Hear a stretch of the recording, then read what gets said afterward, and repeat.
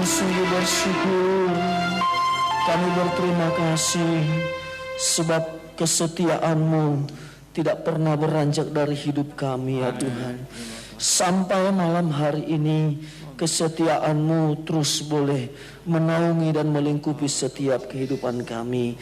Dan kami bersyukur karena kesetiaan-Mu itu yang sudah boleh menghantar kami ada di tempat ini, untuk kami boleh kembali datang beribadah kepada Tuhan. Dan pujian kami, penyembahan kami sudah kami naikkan kepada Tuhan.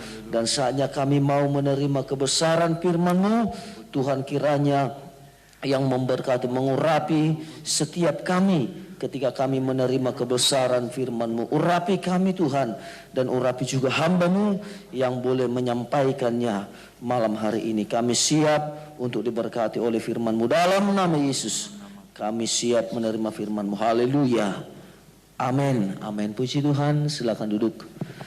Bapak Ibu Saudaraku yang dikasihi Tuhan, salam sejahtera bagi kita semuanya. Salam. Iya. Kita tetap bersyukur kepada Tuhan karena Tuhan yang sangat baik, ya teramat baik dalam setiap kehidupan kita, yang boleh ya menghantar kita ada di tempat ini untuk kita boleh kembali ya beribadah, untuk kita boleh kembali menikmati ya kasih Tuhan dalam persekutuan kita malam hari ini. Ya saudaraku yang dikasihi Tuhan, firman Tuhan yang ya terus boleh tentu datang kepada kita untuk ya menolong kita, memberkati setiap kehidupan kita, karena firman itulah yang menjadi ya kebutuhan kita. Di hari Minggu yang lalu saya sudah sampaikan kebenaran firman Tuhan dari kitab Wahyu pasal 12, ya dimulai ayat 12 sampai dengan ayat 14, yang berbicara ya bagaimana kita sedang berada di waktu ya yang singkat. Dan di waktu yang singkat ya dimana kalau kita melihat bagaimana ya kuasa kegelapan itu atau iblis itu berusaha juga dengan kecepatannya untuk ya berusaha menggagalkan umat Tuhan, gereja Tuhan, supaya tidak sampai kepada tujuan yang Tuhan ya tentukan. Dan saudara yang dikasihi Tuhan, kita sudah ya sama-sama perhatikan bahwa di waktu yang singkat ada dua hal yang harus kita miliki. Yang pertama, supaya kita hidup tanpa kekhawatiran. Dan yang kedua, supaya kita memusatkan perhatian kita kepada perkara-perkara Tuhan. Saudara, kenapa kita harus memusatkan perhatian kita kepada perkara-perkara Tuhan? Ya, tentu orang yang memusatkan perhatiannya kepada perkara Tuhan tidak ya berada dalam kekhawatiran. Karena perkara-perkara Tuhan itu adalah perkara-perkara yang kekal. Iya, karena perkara-perkara Tuhan adalah perkara-perkara yang kekal. Iya, langit boleh bergoncang, bumi boleh berlalu. Iya, tetapi ada satu hal yang tidak pernah berlalu. Itulah perkara Tuhan, itulah firman Tuhan, itulah kerajaan yang kekal. Nah saudara yang dikasihi Tuhan, kalau kita ya melihat dari kebenaran firman Tuhan ini, ya bahwa sekali lagi kuasa Tuhan ya harus tetap kita miliki. Karena ya kalau kita lihat dalam kitab Daniel juga bagaimana kekuatan antikris, kekuatan kegelapan itu juga ya tampil bergerak dengan kecepatannya, dengan kekuatan sayap. Maka kita sebagai gereja Tuhan harus tetap ya memiliki kecepatan. Nah bagaimana kita memiliki kecepatan itu? Sekali lagi kita harus memperhatikan perkara-perkara Tuhan. Apa itu perkara-perkara Tuhan yang tidak pernah berubah itu? Yang pertama adalah firman Tuhan. Yang kedua adalah kemurahan Tuhan. Dan yang ketiga adalah tentu kerajaan surga. Dan malam hari ini kita akan melihat perkara yang tidak akan pernah berubah itu. Ya, yang pertama adalah firman. Maka kita akan melihat dalam kitab Markus pasalnya yang ke-13. Kita perhatikan sebentar. Markus pasal 13 ayat 28. Ya, Markus pasal 13 ayatnya yang ke ke-28. Ya, dalam kitab Markus pasal 13 di ayatnya yang ke-28 sampai dengan ayatnya yang ke-31. Saya bacakan demikian. Tariklah pelajaran dari perumpamaan tentang pohon ara. Apabila ranting-rantingnya melembut dan mulai bertunas, kamu tahu bahwa musim panas sudah dekat. Demikian juga jika kamu lihat hal-hal itu terjadi, ketahuilah bahwa waktunya sudah dekat, sudah di ambang pintu. Aku berkata kepadamu, sesungguhnya angkatan ini tidak akan berlalu sebelum semuanya itu terjadi. Langit dan bumi akan berlalu, tetapi perkataanku tidak akan berlalu. Ya, Bapak Ibu Saudara yang dikasihi oleh Tuhan, kita perhatikan di sini lewat kebenaran firman Tuhan ini. Ya, dikatakan bahwa langit boleh berlalu, bumi boleh berlalu, tapi ada satu yang tidak pernah berlalu, itulah firman Tuhan. Di sini kita lihat tadi ditarik satu pelajaran tentang pohon ara. Ya, tentu tentang pohon ara ini berbicara orang Israel. Ya, kita tahu Paulus juga ya menarik pelajaran dalam kitab Roma tentang bangsa Israel, bahwa karena kekerasan hati bangsa Israel maka ada kesempatan kepada bangsa lain. Tetapi kalau bangsa Israel sudah berbalik kepada Tuhan, maka tertutuplah kesempatan itu kepada bangsa lain. Itu sebabnya supaya genap, ya, genap apa yang menjadi kerinduan Tuhan dari bangsa lain. Sampai hari ini bangsa Israel masih mengeraskan hati. Masih mengeraskan hati. Tadi kita sudah dengarkan pembacaan firman Tuhan, bahwa dikatakan bahwa pohon ara itu rantingnya melembut. Ya, kalau sudah melembut berarti bangsa Israel harus melembut hatinya supaya tertutup kepada bangsa lain. Tetapi kita mendapatkan kemurahan, saudaraku yang dikasihi Tuhan. Maka di waktu yang singkat ini kita harus rebut kebenaran firman Tuhan. Ya, kita harus rebut perkara Tuhan yang tidak pernah berlalu. Itulah firman Tuhan, itulah pengajaran. Itulah yang harus kita pegang. Dengan kekuatan firman Tuhan, itulah kita mendapatkan kekuatan, mendapatkan semangat. Dalam kitab Wahyu pasalnya, ya coba sebentar, yang pertama ayatnya yang ketiga. Coba kita lihat. Iya, dalam kitab Wahyu pasal yang pertama ayat 3. Saya ajak dulu kita membacakan ayat firman Tuhan ini. Kenapa kita harus berpegang? Kenapa kita harus memperhatikan? Kenapa kita harus berada pada perkara yang tidak tergoncangkan itu, memusatkan perhatian kita kepada perkara Tuhan. Itulah firman. Di ayat yang ketiga kita baca bersama-sama. 1, 2, 3. Ya. Berbahagialah ia yang membacakan dan mereka yang mendengarkan kata-kata nubuat ini, dan yang menuruti apa yang ada tertulis di dalamnya, sebab waktunya sudah dekat. Nah, saudara yang dikasihi oleh Tuhan, di sini kenapa kita harus memperhatikan perkara-perkara yang tidak tergoncangkan itu, atau perkara Tuhan? Itulah pengajaran, itulah firman. Karena di dalamnya kita akan memperoleh kebahagiaan. Karena di dalam firman Tuhanlah kita beroleh kebahagiaan. Karena firman Tuhan itulah juga kebenaran yang harus kita pegang.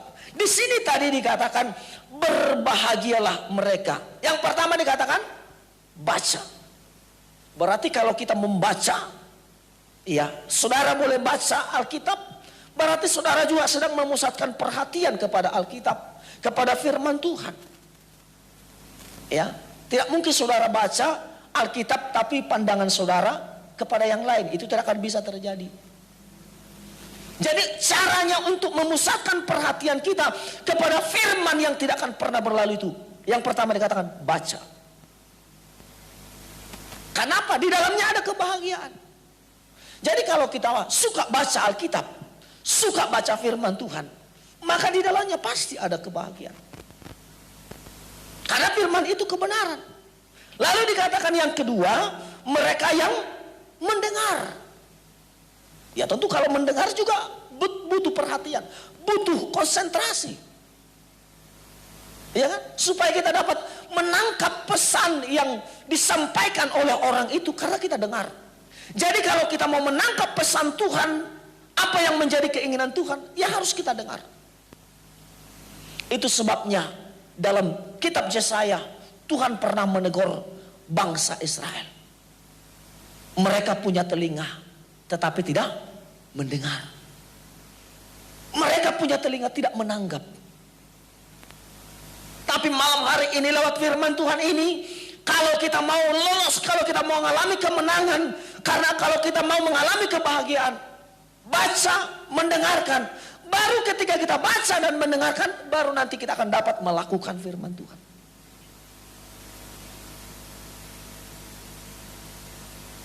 Dibaca, didengar. Jadi saudaraku yang dikasihi oleh Tuhan, memperhatikan firman Tuhan. Tadi kita sudah lihat lewat kita membaca, lewat kita mendengar, lewat kita menuruti firman Tuhan. Karena di sini ada katanya sekali lagi, dengan waktu yang sudah dekat, waktu yang sudah singkat. Tadi dalam kitab Markus dikatakan sudah di ambang pintu. Sudah di ambang pintu. Kalau sudah di ambang pintu, Tuhan segera mau datang. Seperti gadis yang bijaksana, harus kita memperhatikan. Kalau tidak, nanti setelah waktunya itu sudah berlalu, maka tidak akan dapat lagi kita mengalami kebahagiaan. Nah saudara, di sini dikatakan memperhatikan firman Tuhan menunjukkan pada waktu yang sudah singkat. Kenapa? Tentu karena berbicara waktu Tuhan itu sudah sangat dekat. Karena Tuhan mau membawa kita kepada puncak kebahagiaan. Kalau kita lihat dalam kitab Wahyu pasalnya ya yang ke-19 ayat 9, puncak kebahagiaan gereja Tuhan itu adalah membawa gereja Tuhan itu menjadi sidang mempelainya Tuhan. Puncak kebahagiaan kita, bagaimana kita bisa dipersandingkan dengan Tuhan sebagai gereja Tuhan yang sempurna. Karena di sini dikatakan, tuliskanlah, berbahagialah mereka yang diundang ke perjamuan kawin anak domba. Jadi puncak kebahagiaan kita harus kita sampai masuk. Bagaimana kehidupan yang diundang kepada pesta perjamuan kawin anak domba itu? Dikatakan diperlengkapi dengan pakaian yang berkilau-kilauan. Saudara yang dikasihi oleh Tuhan, ya tentu semua kita punya kerinduan. Kita rindu supaya kita bisa bertemu dengan Tuhan sebagai ya mempelai laki-laki sorga, sebagai mempelai pria sorga. Karena apa? Karena itulah yang menjadi kebutuhan kita, kerinduan kita.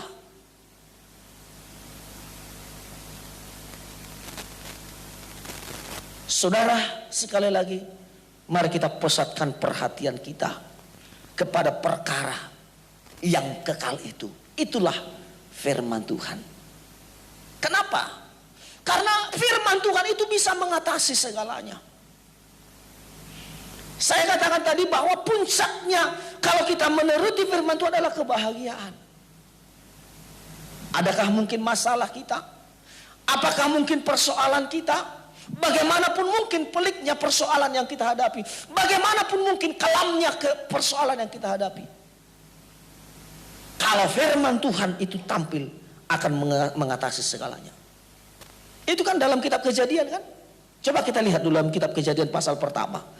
Iya, Dalam kitab Kejadian pasal pertama, kalau kita melihat di sini dalam kitab Kejadian pasal pertama, kalau kita lihat, saya bacakan dimulai ayat yang pertama, dikatakan, pada mulanya Allah menciptakan langit dan bumi.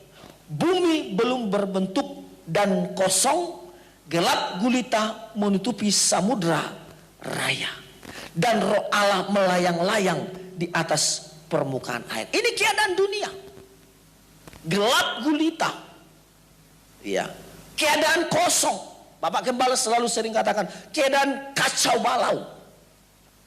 Tetapi untuk mengatasi kacau balau itu, ayat 3 dikatakan, berfirmanlah Allah, jadilah terang, lalu terang itu jadi. Terang yang di ayat 3 ini bukan terang matahari, bukan terang bulan, bukan terangnya bintang atau terangnya cakrawala, tidak. Tapi terang Allah itu sendiri. Maka ketika ada masalah dalam hidup kita, ada persoalan yang kita hadapi,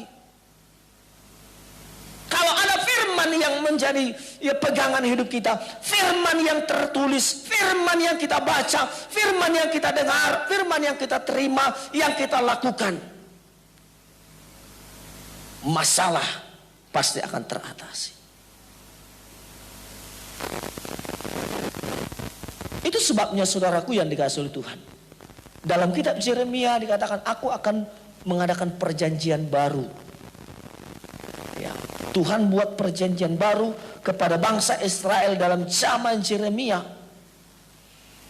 Itu perjanjian yang antara Tuhan dengan umat Tuhan itu adalah perjanjian bagaimana firman Tuhan itu harus tertulis dalam loh hati mereka, di akal budi mereka.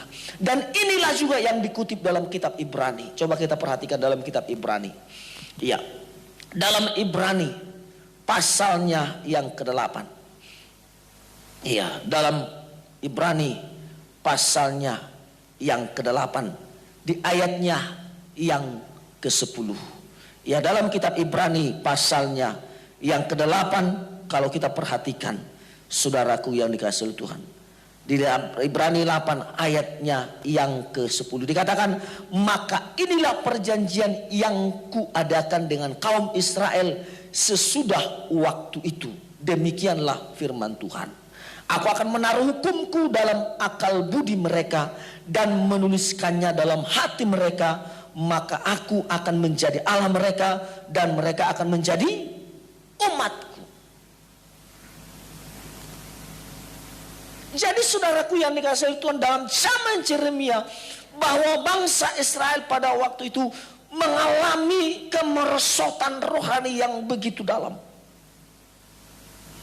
Tapi Tuhan mau memulihkan keadaan umat Tuhan pada waktu itu dengan satu perjanjian. Janjinya apa? Bahwa janjinya kepada umat Tuhan, yaitu bahwa Tuhan akan menuliskan firman Tuhan itu. Di mana dikatakan menaruh firman itu? Di akal budi. Itulah pikiran. Akal budi itu menuju kepada pikiran. Baru di hati, dikatakan di loh hati. Maka suratan Korintus mengatakan, kamu adalah suratan Kristus. Kamu adalah suratan Kristus. Mau di dalam hatimu tertulis firman, bukan tertulis di loh batu, tapi dikatakan di dalam loh hatimu, itulah di daging. Kenapa sampai demikian saudaraku? Supaya umat Tuhan tetap berada pada perkara-perkara yang kekal. Supaya umat Tuhan tetap berpegang kepada firman Tuhan.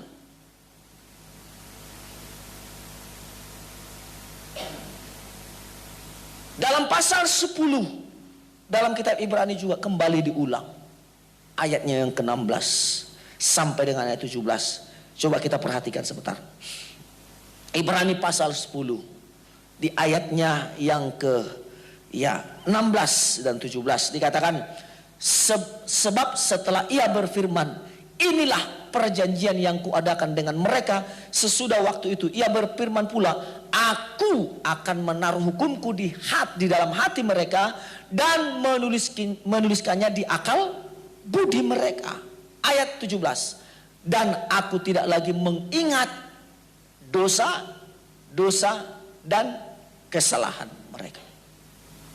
Jadi kalau kita mau mengalami kemenangan, kelepasan, saya katakan tadi, betapapun mungkin ya ruwetnya persoalan hidup kita, betapapun mungkin banyaknya masalah dalam kehidupan kita, satu hal yang harus kita pegang.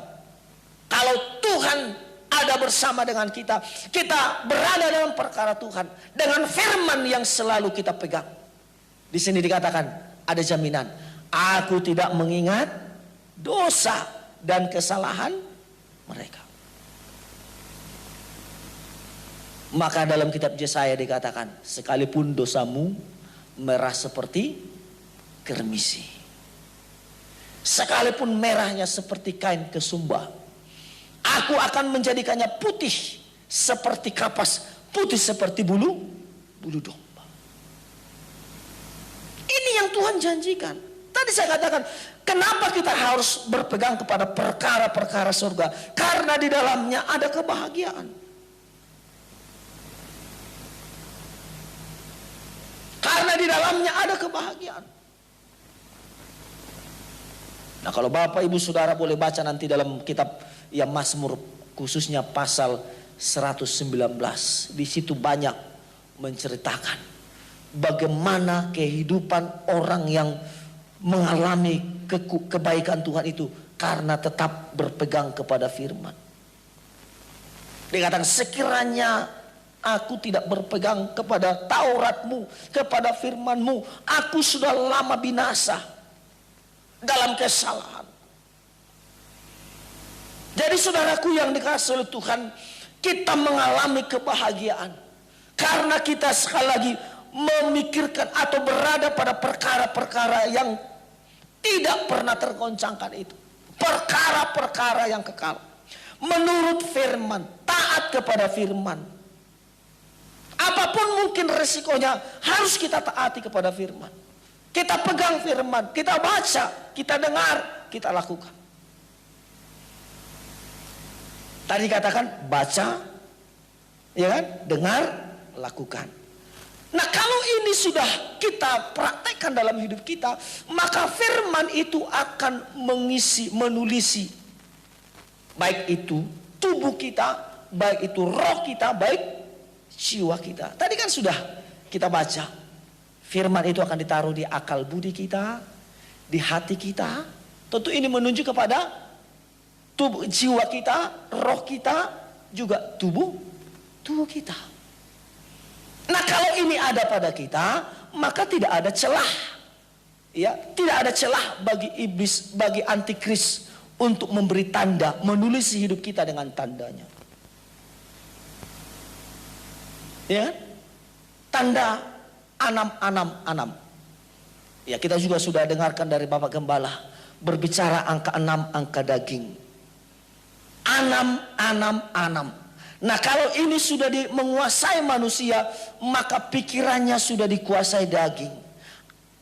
Rohnya juga dikuasai daging. Apalagi dagingnya dikuasai daging. Jadi meterai yang diberikan oleh iblis itu karena kehidupan kita tidak termeterai di dalam kebenaran firman. Kita tidak ditulisi oleh firman, loh hati kita tidak diisi firman, pikiran kita, akal budi kita tidak diisi oleh firman. Maka saudaraku yang dikasihi oleh Tuhan, ya, pendidikan bangsa Israel itu kenapa pendidikan yang hebat?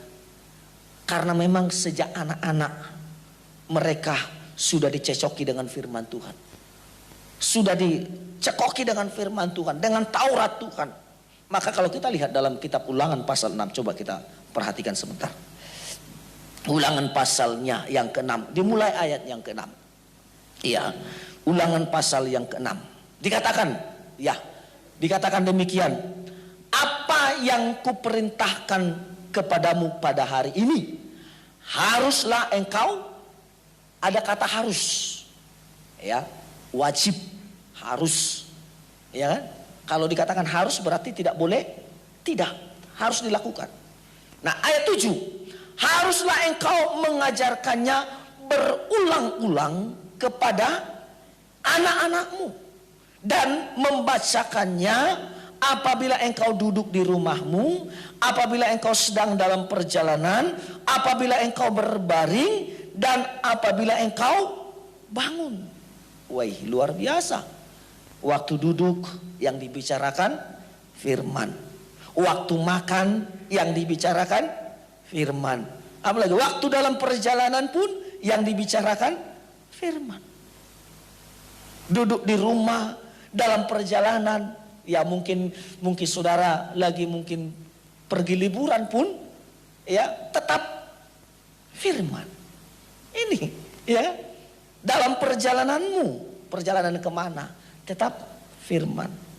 Apalagi dikatakan apabila engkau berbaring, mungkin kita sedang ya mungkin santai atau apa, tetap firman.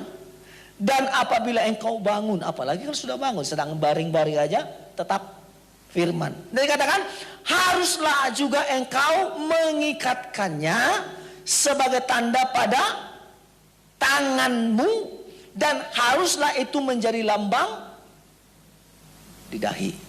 Maka tadi dikatakan dalam kitab Ibrani tadi, akal budi. Akal budi itu, pikiran itu ada di sini. Ada di kepala. Maka kalau kepala kita ini dikendalikan oleh firman, pikiran kita ini dikendalikan oleh firman, hati kita dikendalikan sepenuhnya oleh firman. Tanda loh. Maka saya katakan tadi, kalau kita tidak memusatkan perhatian kita kepada perkara Tuhan, perkara yang tidak tergoncangkan itu, itulah firman.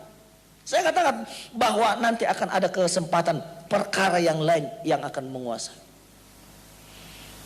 Maka di ayat 9 dikatakan haruslah engkau menuliskannya pada tiang pintu rumahmu dan pintu gerbang. Ya, pintu rumah dan pintu gerbang. Ya, mungkin kalau di depan pintu rumah kita mungkin ada tulisan di situ kan, Shalom. Nah, itu, ya kan? Ada kata di depan pintu. Ya, pernah saya berkunjung kepada ya satu rumah jemaat, langsung ditulis di depan pintu rumahnya, sebelum masuk ucapkan dulu Shalom, katanya.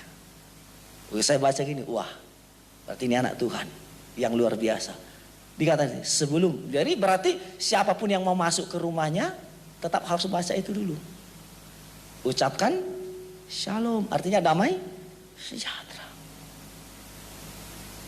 Nah, saudara yang dikasihi oleh Tuhan, ya, karena sekali lagi kita sedang diperhadapkan dengan waktu, ya sekali lagi waktu, ya waktu yang sedang, ya kita berhadapan dengan waktu-waktu yang jahat. Itu sebabnya dalam suratan Efesus juga dikatakan, pergunakanlah waktu yang ada karena hari-hari ini jahat. Selain singkat, waktunya juga jahat. Waktunya juga ya jahat dan waktunya singkat. Nah, saudara yang dikasihi oleh Tuhan, di sini sekali lagi bahwa harus hidup kita harus ya terisi oleh firman. Baca firman, baca ya Alkitab, mungkin kita merenungkannya. Ya, harus kita baca. Jangan tidak suka baca Alkitab. Kadangkala Alkitab itu dijadikan jadi jimat. Ini yang kalau contoh ada ibu-ibu melahirkan, oh ambil Alkitab, taruh di atas kepalanya supaya jangan datang nasudidai, hantu. Saya pernah pengalaman, saudaraku, mau ngajar sekolah minggu dalam suasana Natal waktu saya dulu masih ada, waktu saya masih di Riau di Ujung Batu. Jadi karena rumahnya dengan gereja ya jauh, lalu si orang tuanya bilang begini, Om, ya anak kami nggak ada transportnya, mau ya latihan liturgi, boleh nggak orang Om yang datang ke tempat kami? Oh nggak apa-apa, saya bilang. Nggak apa-apa, oke kami datang. Karena kebetulan di daerah orang itu ada anak-anaknya sekitar 15 orang. Ya nggak apa-apa lah kami ya. Oke, saya ajak waktu itu adik saya, ayo kita ke sana. Kami pergi. Nah, sampai di rumah, dalam benak saya ini kan orang percaya anak Tuhan. Pastilah ada Alkitab di rumahnya. Jadi adik saya bilang, "Bang, kita nggak perlu bawa Alkitab." Ya enggak usahlah, pasti ada Alkitab orang itu. Nah, ketika kami sampai di situ mau ngajarkan, ya saya pinjam Alkitab. Inang, pinjamlah Alkitab. Karena kami waktu itu masih naik sepeda, mungkin belum ada sepeda motor kan. Tadi ya agak repot bawa Alkitab. Ada kan Alkitabnya? Oh ada om, tunggu sebentar saya panggil bapak. Jadi panggilnya, Pak, sini om ini minta Alkitab. Lalu si bapak ini manjat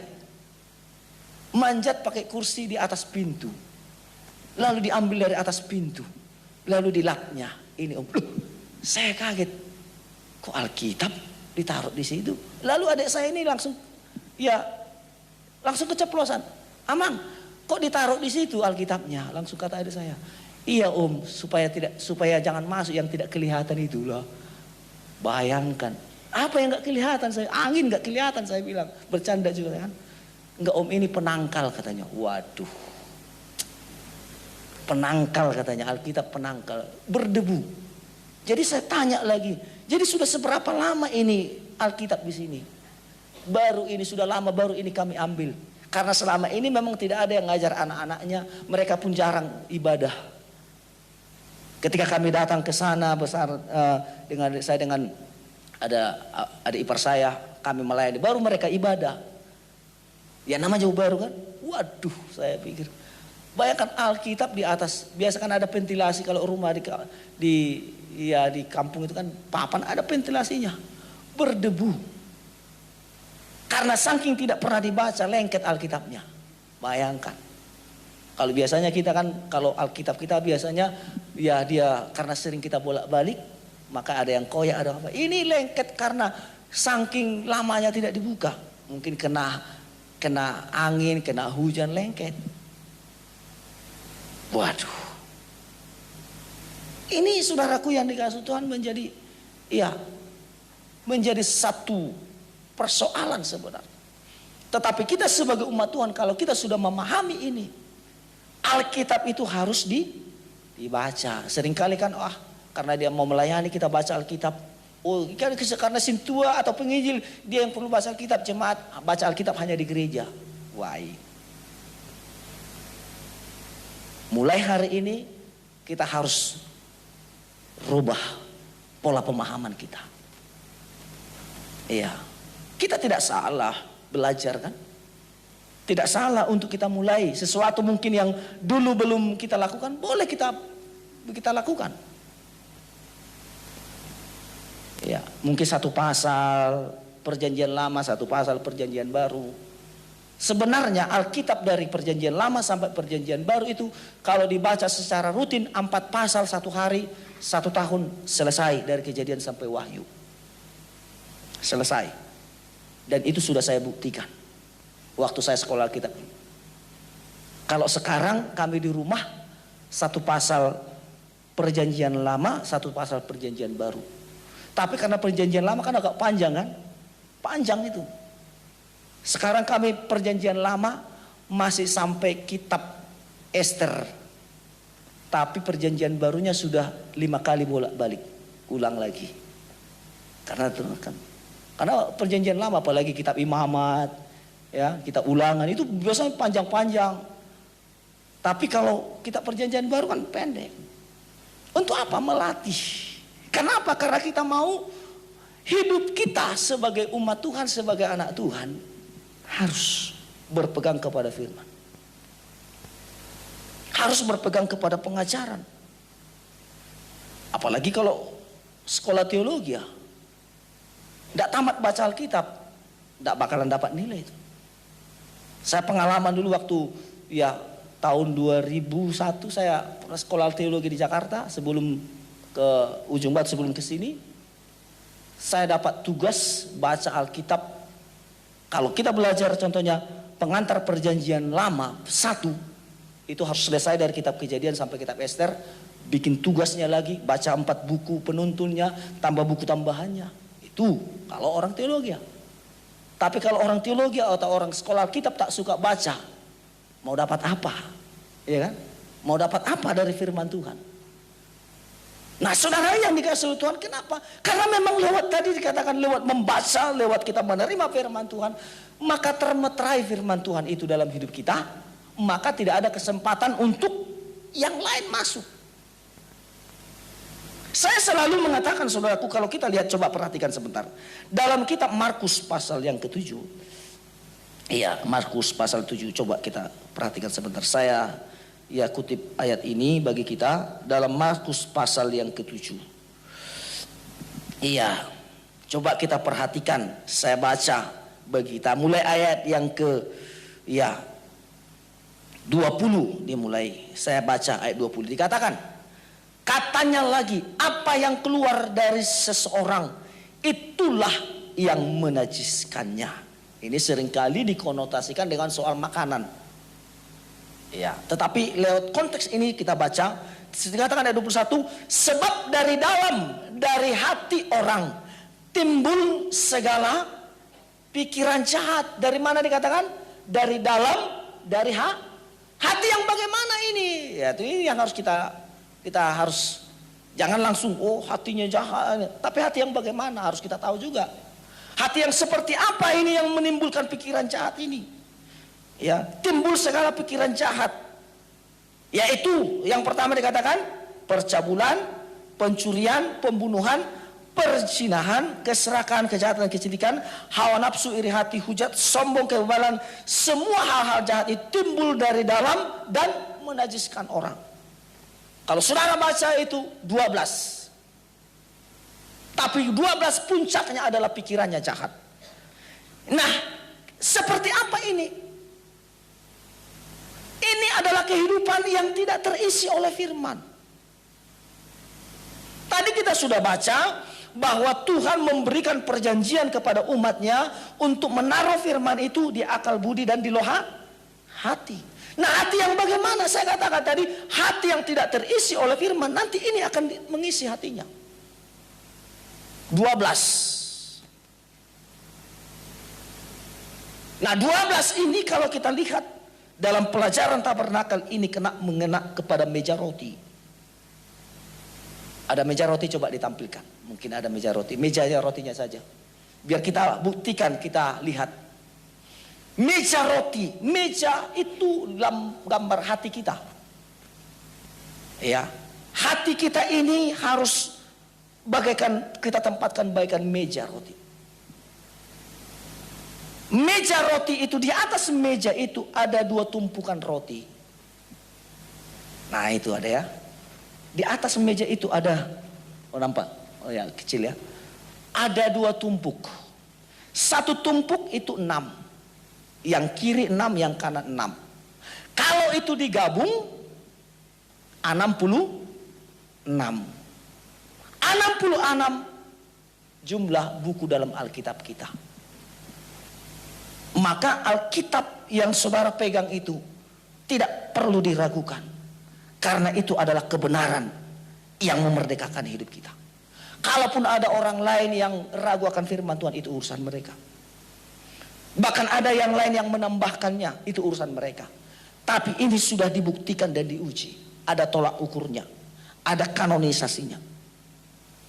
Ada juga memang pemahaman lain. Perjanjian baru ini hanya mereka terima sampai suratan Korintus. Itu urusan mereka. Urusan kita adalah mempercayai Alkitab ini sepenuhnya firman Tuhan. 66. Kalau dijumlahkan 6 tambah 6 berapa? 12. Maka firman Tuhan itu yang bagaikan tumpukan roti itu harus ada di hati kita. Supaya kalau firman Tuhan itu ada di hati kita, sekali lagi tidak ada kesempatan 12 dosa itu menguasai hati kita. Tidak ada kesempatan untuk yang lain untuk mengisi hati kita. Tapi sudah diisi oleh kebenaran firman Tuhan. Baik itu firman Tuhan dari perjanjian lama, baik itu perjanjian baru. Sepenuhnya firman. Kalau ada, oh itu kan perjanjian lama nggak berlaku pada perjanjian baru, siapa bilang? Kalau tidak ada perjanjian lama, tidak mungkin ada perjanjian baru. Jadi kalau kami dulu belajar itu, perjanjian lama dengan perjanjian baru itu tidak boleh dipisahkan, ada benang merah. Kalau istilah dosen kami dulu, almarhum Pendeta Johannes Marbun mengatakan, ada benang merah yang tidak dapat memisahkan perjanjian lama dengan perjanjian baru. Kenapa saudaraku?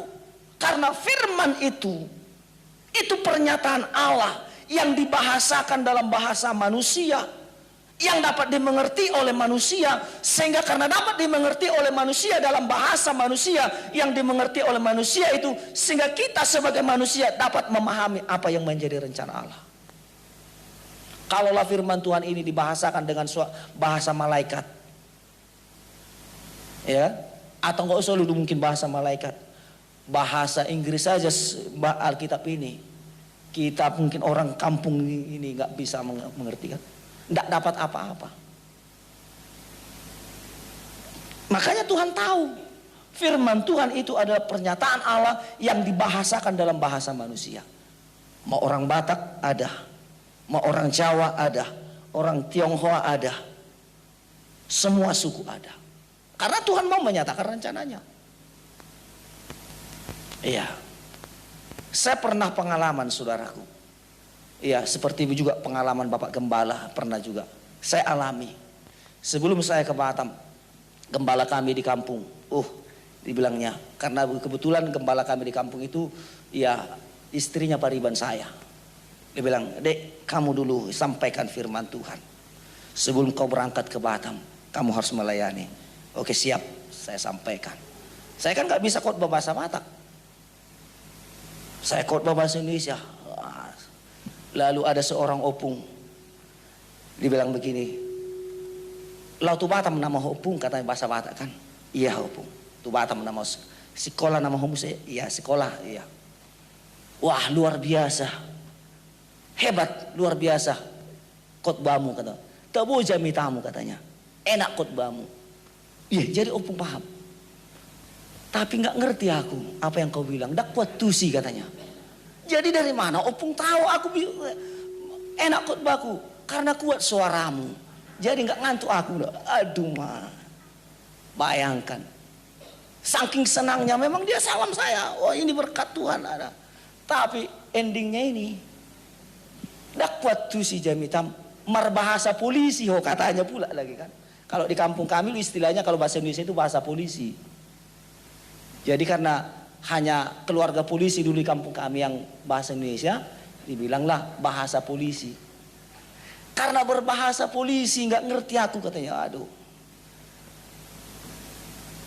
Kalau Pak Gembala kan masih dia pernah bersaksi, masih dia balas beberapa bulan kemudian dia belajar bahasa Batak.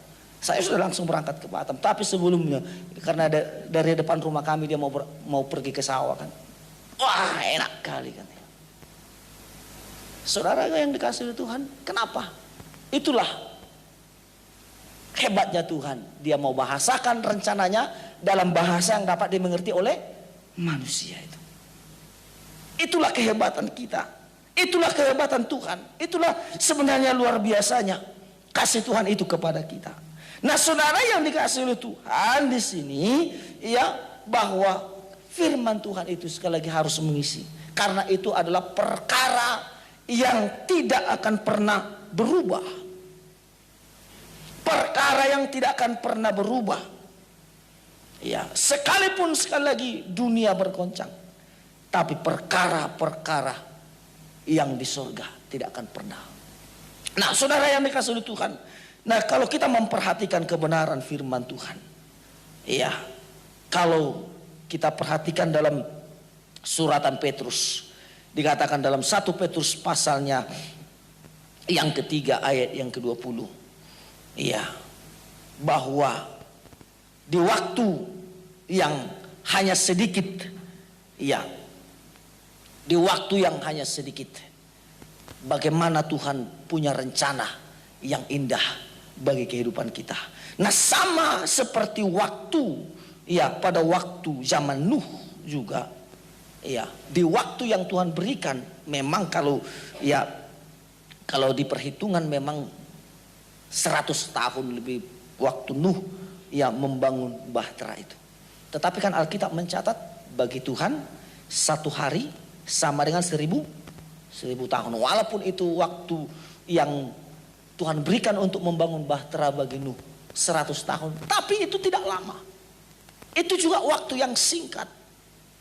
Nah, di waktu yang singkat itu, kalau kita lihat 1 Petrus pasal 3 ayat 20 sampai 21 dikatakan, ya, yaitu kepada roh-roh mereka yang dahulu pada waktu Nuh tidak taat kepada Allah, ketika Allah ya tetap menanti dengan sabar waktu Nuh sedang mempersiapkan bahteranya, di mana hanya sedikit, yaitu 8 orang yang diselamatkan oleh air bah. Juga kamu sekarang diselamatkan oleh kiasannya, yaitu baptisan. Maksudnya bukan untuk membersihkan kenajisan jasmani, melainkan untuk memohonkan hati nurani yang baik kepada Allah oleh kebangkitan Yesus Kristus. Jadi saudaraku yang dikasihi Tuhan, kepada kita sebagai umat Tuhan, di waktu yang singkat ini sekali lagi harus kita pergunakan. Kenapa? Karena zamannya Nuh, ya Tuhan berikan waktu, tapi tidak ada yang taat. Walaupun Tuhan menanti dengan sabar, tapi di waktu yang singkat itu tidak dipergunakan. Selesai. Maka malam hari ini kepada kita sebagai umat Tuhan, di waktu yang singkat yang Tuhan berikan bagi kita, harus kita manfaatkan sebaik mungkin, supaya di waktu yang singkat ini sekali lagi kebenaran firman Tuhan itu tetap tertulis di dalam hati kita. Tetap berpegang kepada firman, tetap taat kepada firman. Nah, jadi kalau kita pegang firman, kita diisi oleh firman Tuhan, kita dengar firman Tuhan, kita lakukan firman Tuhan, itu akan mengerjakan atau menghasilkan ketaatan dalam hidup kita. Ya, akan menghasilkan ketaatan. Ya, ketaatan kita itu akan mendorong semangat kita untuk kita tetap menyala-nyala. Ketaatan kita akan mendorong kita untuk tetap senantiasa berkobar-kobar, bergairah. Itu sebabnya dalam kitab Roma pasal yang ke-12 kan, coba kita perhatikan sebentar. Dalam Roma pasalnya yang ke-12, ya di dalam Roma 12, ya saya ikuti balik dalam Roma 12 ayatnya, oke, ayatnya yang ke-11 dikatakan, janganlah hendaknya kerajinanmu kendor, biarlah rohmu menyala-nyala, dan layanilah Tuhan. Bersukacitalah dalam pengharapan, sabarlah dalam kesakan, dan bertekunlah dalam doa. Kenapa kita bisa seperti itu? Karena firman yang kita terima, firman yang kita dengar, firman yang kita baca itu, yang sudah termeterai dalam kehidupan kita, mendorong kita untuk tetap senantiasa taat. Karena kita didorong untuk taat, tetap semangat kita tetap menyala. Semangat kita tetap berkobar-kobar. Semangat kita tetap bergairah. Karena apa? Karena tadi sudah ditanamkan firman Tuhan. Kasih kita akan terus terbangun. Semangat kita untuk memuji Tuhan dalam keadaan apapun. Ini yang Tuhan mau. Ya, saya sudah sampaikan beberapa waktu yang lalu bagaimana Paulus punya kerinduan, punya juga semangat terhadap jemaat yang ada di Kolose, baik jemaat yang ada di tempat yang lain, di Antioquia. Kenapa? Karena jemaat pada zaman gereja mula-mula juga jemaat yang berkobar-kobar dalam nyala kegerakan yang luar biasa. Kenapa? Karena mereka sudah terima firman. Firman itu sudah tertanam dalam kehidupan. Dan malam hari ini Tuhan mau di waktu yang singkat sekali lagi, supaya kita bisa tetap dalam kekuatan Tuhan, biarlah roh kita menyala nyala. Semangat kita harus menyala. Jangan padam oleh apapun. Biarlah roh kita menyala-nyala. Jangan terpadamkan oleh karena mungkin persoalan, mungkin oleh karena keadaan. Tidak boleh terpadamkan. Oleh karena mungkin pergumulan, tidak boleh terpadamkan. Kenapa? Sekali lagi, kalau roh kita sudah menyala-nyala, kitab Amsal mengatakan jalan orang benar itu semakin hari semakin terang hingga rembang tengah hari. Jalan kita karena kita sudah berada dalam semangat yang menyala-nyala, Tuhan pasti akan buat jalan kita terang. Sampai dikatakan rembang tengah hari. Artinya semangat kita terus bergairah. Apapun mungkin yang kita mungkin gumuli, apapun mungkin yang kita lakukan, tetapi kalau firman Tuhan itu tetap terus ada dalam kehidupan kita, roh kita pun pasti akan dibuat menyala-nyala. Oleh sebab itu, saudara yang dikasihi Tuhan, biarlah kita berada dalam keadaan memikirkan perkara yang tidak pernah tergoncangkan itu. Biar kita berada dalam perkara Tuhan. Biarlah kita tetap hidup tanpa kekhawatiran. Kenapa? Karena kita sudah berada di waktu yang singkat. Waktu yang Tuhan berikan bagi kita bukan waktu yang lama lagi. Paulus mengatakan dalam suratan Korintus, bukan hanya waktu yang singkat, bahkan dikatakan waktu darurat. Waktu kita ini adalah waktu darurat. Kalau waktu darurat, ibarat seorang yang berada di ruang emergensi, mungkin seseorang yang sakit dibawa masuk ke ruang emergensi, itu biasanya kan berpacu dengan waktu. Salah-salah perhitungan dalam soal menangani pasien itu bisa selesai. Tapi kalau berpacu dengan waktu, dokternya atau tim medisnya melakukan tindakan tepat waktu sesuai dengan apa yang menjadi kebutuhan pasien, maka pasti tertolong. Sedemikian kehidupan kita. Kita sedang berpacu dengan waktu. Waktunya tidak lama lagi. Maka kita harus mengambil tindakan yang tepat, yaitu menuruti apa yang menjadi keinginan Tuhan dalam hidup kita. Supaya kita sekali lagi dapat ditolong, dapat diselamatkan. Kita tersingkirkan, kita dibawa masuk pada suasana padang gurun. Sekali lagi, suasana padang gurun itu suasana di mana kita akan mendapatkan pemeliharaan sepenuhnya dari Tuhan. Oleh sebab itu malam hari ini, saudaraku yang dikasihi Tuhan, biarlah kita pegang firman Tuhan. Karena itulah yang menjadi kekuatan kita. Perkara yang tidak akan pernah berubah, itulah yang harus kita pegang. Dunia, langit dan bumi boleh bergoncang. Dunia ini akan berlalu, tetapi Tuhan tidak akan pernah berubah. Kasih-Nya akan tetap untuk memberkati kita. Saya batasi sampai di sini. Kebenaran firman Tuhan. Kita datang kepada Tuhan, kita tutup Alkitab kita serahkan seluruh kehidupan.